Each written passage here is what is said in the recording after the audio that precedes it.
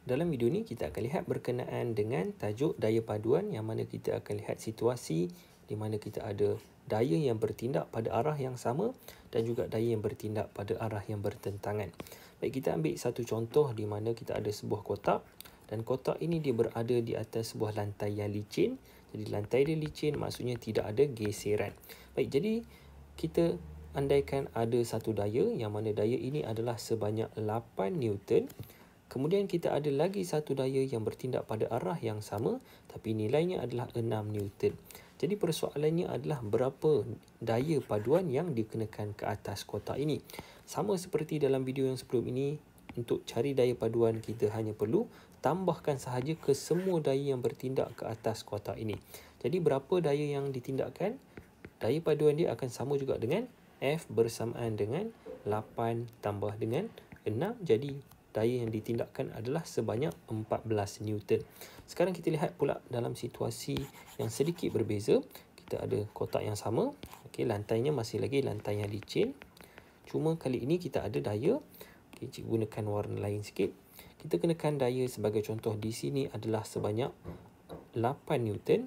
Kemudian kita ada 6 Newton di sini. Jadi persoalannya adalah berapakah daya paduan yang dikenakan pada kotak ini.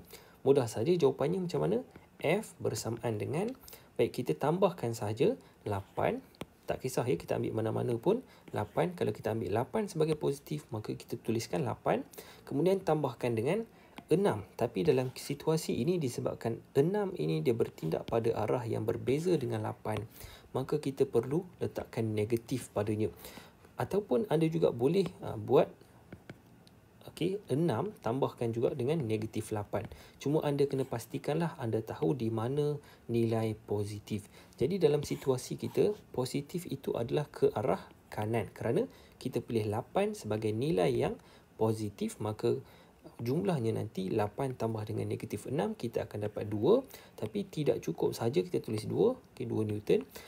Kita juga perlu tuliskan arah dia. Jadi dekat mana arah dia, kita tengok dekat mana yang positif di sini. Jadi dia adalah 8 Newton yang positif, maka kita katakan dia adalah 2 Newton ke kanan. Macam mana pula dengan situasi di bawah yang mana kita ada kotak yang sama. Okey, kemudian kita ada 6 Newton di sini dan juga 8 Newton di sini. Berapa dia punya daya paduan? Kita tambahkan saja F bersamaan dengan 6 tambahkan dengan negatif 8. Okey, Newton lah. Jadi nilainya adalah negatif 2 Newton. Tapi kita kena ingat dia ke kanan. Okey, dia ke kanan sebab kita dah pilih 6 ini sebagai positif dan arah dia ke kanan. Tapi disebabkan kita ada negatif di hadapan ini, kita tukarkan arah dia kepada yang bertentangan. Kita boleh tulis sebagai 2 Newton ke kiri. Okey, jadi apa yang cikgu buat adalah negatif ini dia memberi kesan kepada arah dia lah. Jadi tak kisahlah sama ada kamu nak buat sebagai contoh lagi satu jalan kira yang sama, iaitu adalah kamu pilih kiri ini sebagai positif, maka kamu akan buat 8 tambahkan dengan negatif 6. Kerana 6 bertindak bertentangan dengan 8, maka kamu akan dapat 2 Newton. Tapi arah dia, ingat 8 positif, 8 bertindak ke kiri, maka kamu akan dapat 2 Newton ke kiri. Okey, jadi sama sajalah jawapan yang ini dan juga jawapan yang ini. Dia adalah situasi yang sama antara satu sama lain. Bezanya adalah dalam situasi yang ini kita pilih positif itu adalah kanan, manakala yang bawah ini kita pilih positif itu adalah kiri. Jadi dalam situasi yang ini kita ada negatif kemudian kanan, jadi jawapannya adalah kita tukarkan kepada positif ke kiri. Okey, jadi jawapan akhirnya tetap sama. Yang penting dalam situasi ini, untuk kamu faham dia, sebenarnya pelajar tidak ada masalah untuk tambah ataupun tolak dia. Okey, kalau tengok dia hanyalah 8, kita ambil yang bertentangan, kita tolak. Manakala kalau di sama arah, kita tambah. Jadi pertambahan ataupun tolak ini mudah saja untuk pelajar. Cuma arah dia kamu kena pastikan betul.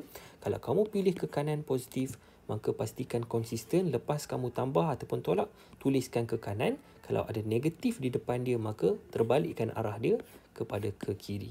Okey, jadi setakat itu sahaja untuk video ni. Kalau ada apa-apa soalan, anda boleh tuliskan di ruangan komen di bawah. Kita jumpa lagi pada video yang akan datang.